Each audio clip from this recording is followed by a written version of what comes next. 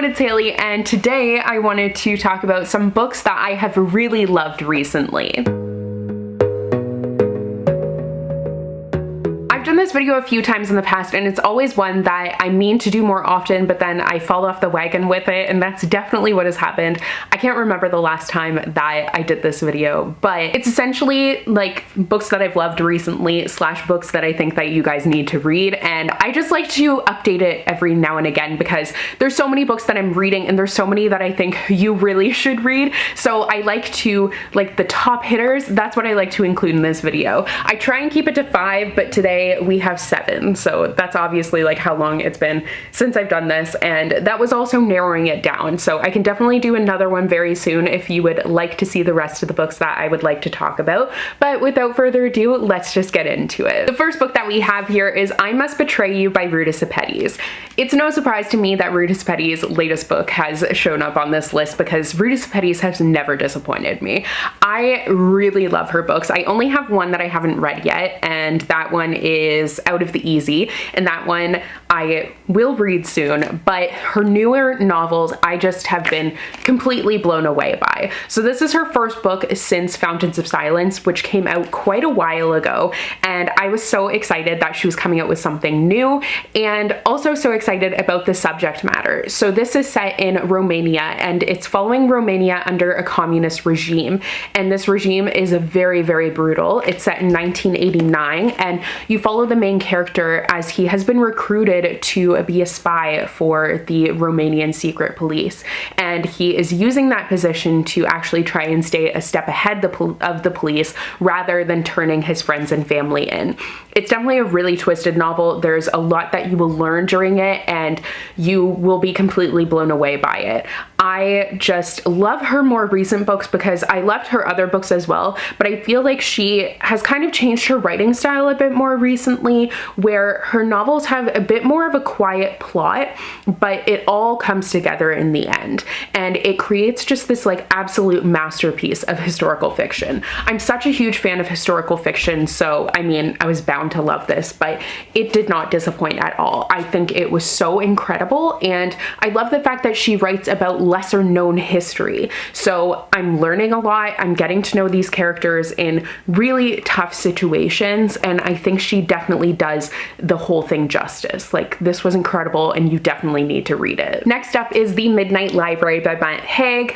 I had forgotten to include this in my Worth the Hype TikTok video, and then I literally just filmed a clip because as I was gathering the books for this video, I realized that I forgot to include this one, and this was the one that made me want to film that whole video in the first place, so I was really mad about it, but it's fine. We got there in the end. Anyways, I obviously do think this one is worth the hype. I really, really loved this one. I kind of went into it not knowing anything, so I didn't really have any expectations. I knew that I had been seeing it kind of everywhere, and then my sister ended up reading it, and from there my sister did read it and she enjoyed it, and then it was kind of on my radar. But then from there, I ended up looking to see what it was about for a Bookmas video because it was like listed, as you guys told me, one of the most hyped up books of 2021. So I looked what it was about and I was like, oh, that actually sounds really cool. So then I ended up ordering myself a copy. So it's essentially this library in between life and death where the character sees all the different decisions that she could have made, how her life could have turned out. So it's the infinite possibilities for how life could have turned out. And this is kind of a book that has some really divided opinions on it. But for me and my mental state, I read it at a really great time. I found it to be very impactful in a story that I will definitely read again. Like, I can see myself turning to this one again and again. I felt for the character and I could really see myself in her shoes, and I think that's why this book meant so much to me. It is kind of like part self-help book, which I see a lot of people don't enjoy, but that was part of the thing that I loved about it because it had a really great message to it, and I think it did a great job of combining story with that message. So it can be preachy, but I didn't find it was overly preachy. Like, I felt like I was just reading a story rather than a self-help book that was preaching at me, if that makes sense. Nomet Haig does write self-help books. I'm like 99% sure. So I wasn't really surprised by that aspect. I mean, it doesn't say if they're self-help books or not, but I think that they are. I'm just going to assume that they are. But this was just, it was really what I needed at the time when I read it, and I think it's a book that if you do read it at a time when you need it, then it will definitely leave a mark on you and mean a lot to you. Next is Ace of Spades by Farida Abike Ayamide. This debut completely blew me away, had my jaw on the floor. Like, I understand why this book has been getting a lot of hype because it completely lives up to it. It is a YA dark academia story, and it follows two characters who are kind of being blackmailed by this like Gossip Girl sort of character. Really, listening to the audiobook, it seems like you're watching an episode of Gossip Girl or of like Pretty Little Liars, but that doesn't lessen its impact. Like, it is absolutely incredible and will blow you away. So these two characters, they have these secrets that are being revealed to the school, and there's a lot of mystery surrounding that, like who's doing it, why they're doing it, and they're trying to figure it out. And the only connection between the two of them is that they are Black and they're the victims of this completely like just awful person who is putting them on blast essentially all the time. So you see the characters going through that, trying to figure out what's happening, and it's just such a layered story. It's incredible. It's one that you just need to read. Next up is You've Reached Sam by Dustin Tao. This is another book that was really hyped up and I think totally lived up to it. I picked this one up. I was really excited for it coming out, and then I saw that people were really loving it, and I decided to finally pick it up, and I'm so glad that I did because I fell in love with the story. It was definitely really heartbreaking, but it was so beautiful at the same time. Like, I loved the fact that you saw so much of the relationships of these characters, even though the whole plot line of it is that the main character, her boyfriend has died, and she's going through grief, and that grief is still very fresh. And she calls his phone to hear his voice one last time, to hear his voicemail, but he ends up actually picking up, and she has this limited connection that she's trying to understand, but like she can't really understand, and she's just trying to say her goodbyes. So you see the process of grief in a real, honest, and raw way, and you see how she is dealing with that and how others around her are, and her grieving process is very personal and very like closed in, and it's hard to read about sometimes, but I felt like it was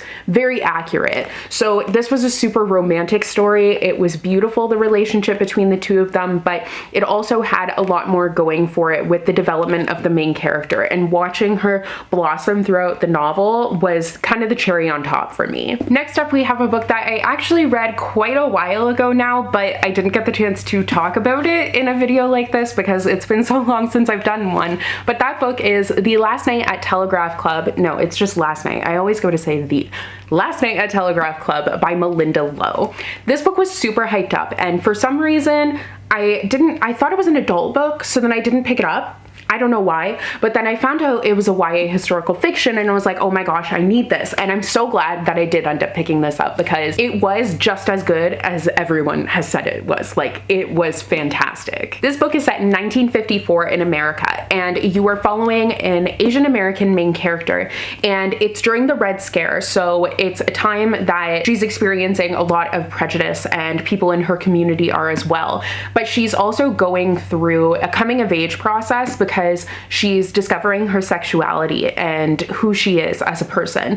And she ends up going to a drag king show and finding out more about who she is and getting more involved in this world. And it's really just a story about her transformation and her becoming more comfortable with herself, but also it's a really dangerous time for that. So it's a difficult read, and I hadn't really read anything that was about like LGBTQ plus history other than I read read a couple of books that were set during the AIDS crisis, but never something that was set so far in the past. And it's really heartbreaking to read about what these people are experiencing at that time period when they can't really be honest about who they are because it's so dangerous, and like they feel ashamed of it and are hiding. It really will break your heart, but I think it's such an honest story and definitely one that needs to be read. Next is The Shadows Between Us by Levenseller.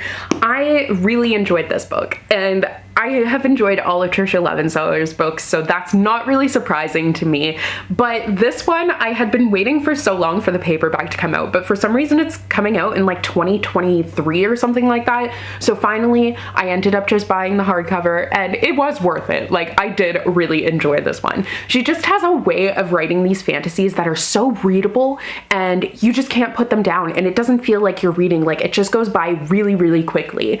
But this was an angsty story. She describes it as a Slytherin romance, which it absolutely is. You're following the main character who is kind of power hungry. She's a little bit of an anti-hero, and she has a plan, which is to woo the Shadow King and then marry him and then kill him to take his throne for herself. But obviously it's not going to be that easy. Like, it turns into a romance very quickly, full of angst and like so many tropes, like in like I can't touch sort of trope, like proximity thing. It's so good. Oh my goodness. There were so many like steamy moments. I feel like she writes just very enjoyable, like sexy stories, and this one was no exception. I did really like it, and I think that you guys should definitely read it if that's the kind of thing that you're looking for. And the last book that I wanted to talk about today, because I'm trying to keep my videos a little bit shorter so then I can come out with more of them, because sometimes I drone on and on, but that's why I wanted to keep this list a little bit shorter. But the last book that I wanted to talk to you guys about is Act Your Age, Eve Brown by Talia Hibbert. This is the final book in the Brown Sisters trilogy, which is a trilogy of companion novels, romance novels, following all the sisters of the Brown family. So it starts with Chloe Brown, then we have Danny Brown, and now finally we have Eve Brown, who is the youngest. I'm also the youngest of 3, and I have 2 older sisters, so I felt like Eve was going to be a character I could really relate to, but she was like even more so than I expected to.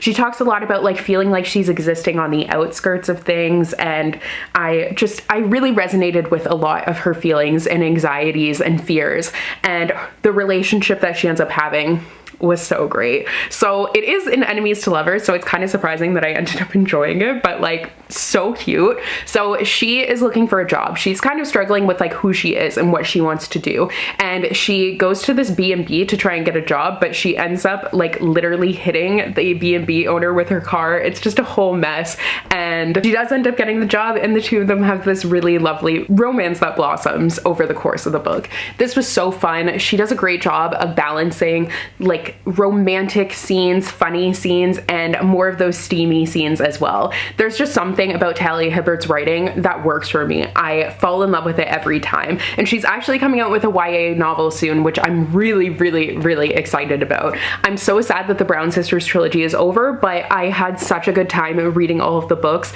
I would say I'm not sure if this one or Danny Brown is my favorite. Chloe Brown wasn't my favorite, but either this one or Danny Brown would probably be my favorite. I'm not entirely sure which one yet, but I did love both of them a lot. Okay, so those are all of the books that I wanted to talk to you guys about today. These are books that I really think that you guys need to read, and I hope that you will, because they are absolutely amazing. But thank you so much for watching today's video. I hope you enjoyed, and I will see you in another new one soon. Bye!